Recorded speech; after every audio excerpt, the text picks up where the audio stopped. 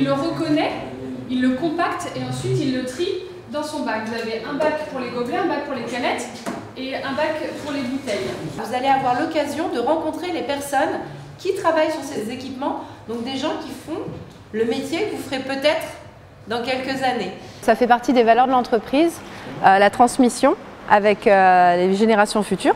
Ils ont choisi une bonne formation, ça leur permettra plus tard d'être soit au contact de la clientèle, soit d'être plutôt sur du dessin en bureau, soit d'être dans l'atelier. Les entreprises françaises ont besoin de profils comme les leurs.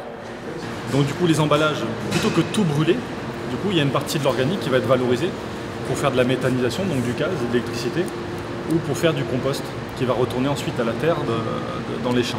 Ça permet de resituer ce que l'on voit au lycée sur du matériel industriel avec des puissances différentes, des tailles différentes et refaire le lien entre les deux et voir aussi des choses semblables.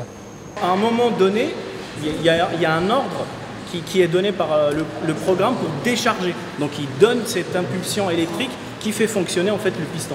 Ce qui m'a le plus marqué, c'est la poubelle R3D3, la poubelle intelligente. C'est la façon comment elle trie les déchets, le plastique, les gobelets, les bouteilles. Et c'est ça qui est passionnant en fait. Et je pensais déposer mon CV pour faire un stage.